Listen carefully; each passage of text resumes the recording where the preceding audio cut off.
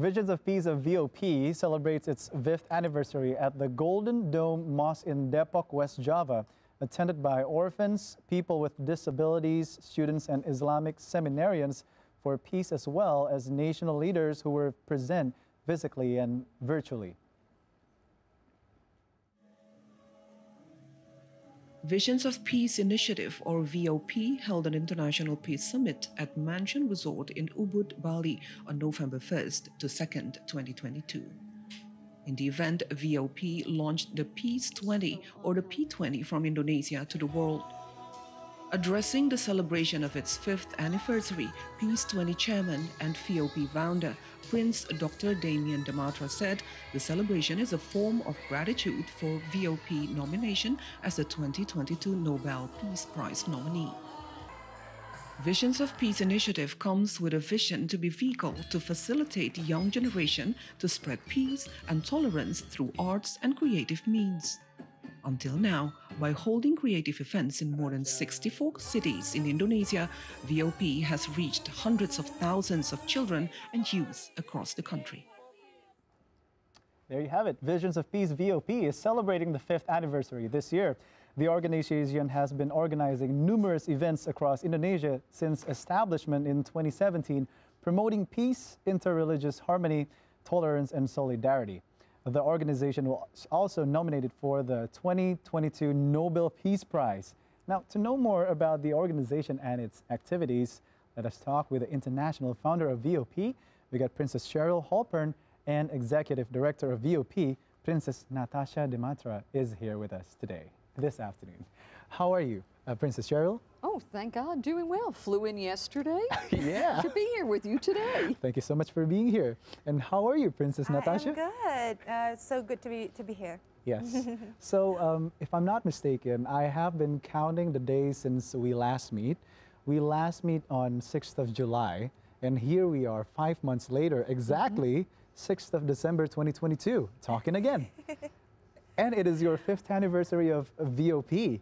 So, can you update me and also the watchers today on TVRI World, Princess Cheryl and Princess Natasha, what are the updates that we have to know that you have done about VOP and about the world? Go ahead, Cheryl first and then Natasha. Well, since we met in July, yeah. Unfortunately, we did not win the Nobel Peace Prize. But okay, yeah. You have to understand, we have the conflict between Russia and the Ukraine, and that conflict, which definitely is a priority. Yes. So, but who knows? Please God, we can be renominated for the Nobel Peace Prize. Of course, next year, yes. There we go. Okay. But what was important since July, in recognition of what we have done here in Indonesia, with Indonesia presiding over the G20, the Visions of Peace Initiative was invited to create a peace initiative that would complement what the G20 was going to do. So in October, we actually launched the Peace 20, which was an international summit based on the Golden Rule, the do to others as you would want to have done to yourself, which is the core pillar upon which the Visions of Peace Initiative is founded. And it was an incredible experience in Bali. Wow, glad to know. October, you got the Peace 20 for Peace Initiative. So that is one from Cheryl. How about you, Natasha? What updates can we know from you? After October, when we went to Bali for the Peace 20, last week, Visions of Peace went to Cianjur. For the we make the Visions of Peace there. We work together with other refugees to create their visions of a peaceful for tomorrow, and they all was very wonderful. They were very wonderful, and we were very touched by them because. They lost their parents, they lost their homes, but they were still happy, just a happy child, and we just very moved. And it was all the idea of Princess Cheryl, who said we have to do it in Cianjur. Well, but if you think about it, it really was the manifestation of the Golden Rule, the ethic of reciprocity. to do unto another as you would want to have done to yourself. And if, God forbid, we were dealing with loss or grief, wouldn't we want to know that others cared for us? Yes. And I do believe that for these children, particularly those that are recently orphaned, to be with other young people who are expressing their concern, their love, their kindness, that support will never be forgotten. Yes. So it really validated, for lack of a better word, the mission of the Visions of Peace initiative. Yes. Thank you so much for being there, Princess Cheryl and Natasha, in Cianjur. If you can tell about your personal experience there, furthermore, can you explain what happened there? Well, I'm going to correct you for a single point. Yes. I suggested to Natasha. The idea was all Cheryl. Cheryl said we have to do it in Cianjur. We have to go to the refugees camp and do Visions of Peace there. But it was the idea. But then now Cheryl came and said that, wow, it was when we told Cheryl that it was very moving. Yes. The children was very happy. Yes. Yeah. Okay. Thank you so much. Thank you so much for the thoughts and kind words. I mean, really, from the heart. Yes. How can you not be touched? Yes. Thank you so much, VOP. Now, this year, let's go back to about the celebrating its 5th anniversary. Congratulations. Could you please explain about VOP in brief and what are its activities for watchers who are watching at the moment? Cheryl and then Natasha. Well, the Visions of Peace started as a concept designed to address what was perceived as a degree of extremism that was coming into Indonesia. And I'm Granny Cheryl to the Dematra family. And I was concerned, how is my grandson going to be affected by extremism, by suicide bombings, by violence?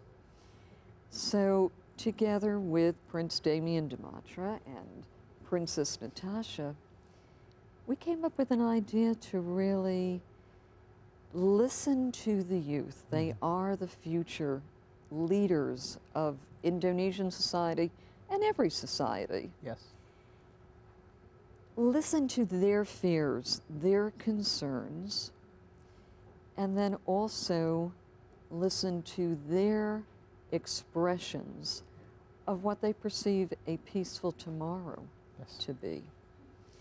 And that's how we began, never really anticipating the incredible embrace by teachers, faculty, administrators, government officials, celebrities, parents. I mean, it just grew exponentially to where we're now celebrating a 5th anniversary, having touched several 100,000 young people. I mean, it's humbling. Very, very humbling. Yes. If we can change one child's perspective, it was very worth it. But now we have moved forward and everything, it's already several 100,000 people. Okay. Now, if I were to ask you, Princess Natasha, in this 5th year of anniversary, is there any personal moving stories of yours that you can share with us here at this moment that you can remember? Well, actually, it was last week when we went to Cianjur for going to the refugees. I asked one of the child and said, so how are you? And they said that, I'm okay, I'm very happy. Why are you happy right now? And then the little child was saying, I'm very happy because you guys came to us. We were very happy because yesterday we were very sad. And then in that moment I realized, wow, we have to do this more. We have to move all the children, bring hope to them that they have future and everything. Despite all the darkness that's coming to them right now, we hope we can bring light. Even it's just little light, we hope we can bring them happiness. With that kind of story, you have bring them joy. Yes. So thank you for that, Princess Natasha and Cheryl. Now, how about this, Cheryl? Was there any specific reason or incident or occurrence that motivated the establishment of VOP? Well, go back in time with me. Yeah. Indonesia has a motto that basically celebrates unity, and in order to have unity, you need respect for diversity. Yes. And that's why you have interfaith respect within the republic. Yeah. But you had a importation of extremism, of radicalism here. And you had occurrences where children wearing suicide vests would go into a church, for example, and during a service blow themselves up together with the congregants. Yes. How can you not respond to that? And again, looking as Granny Cheryl to my family here in Indonesia, these are my fears. You know, you can't be silent, but what are the options? How do you engage with children so that they understand that there's an alternative to violence, that you need to speak to each other respectfully and disagree respectfully? Yes. But we're all God's children, and we need to remember humankind. One human race is you and me and Natasha and everyone. And that was part of the motivation. Yes. And that's why we call ourselves humankind, because we have kindness to share with others. Well said.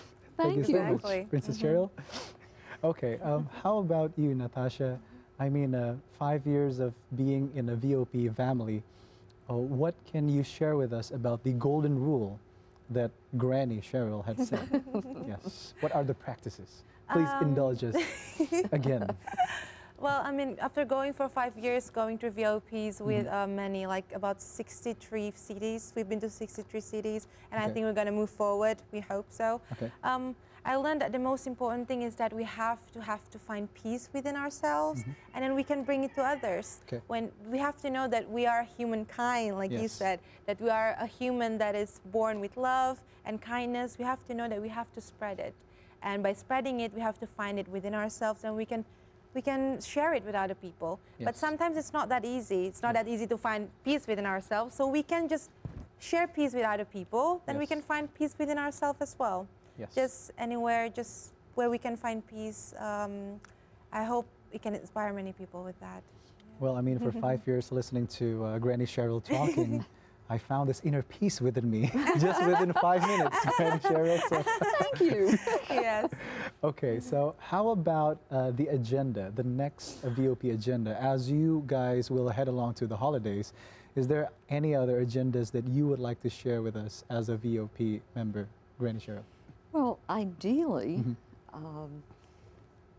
the violence that is rising among youth today globally needs to be addressed in every country.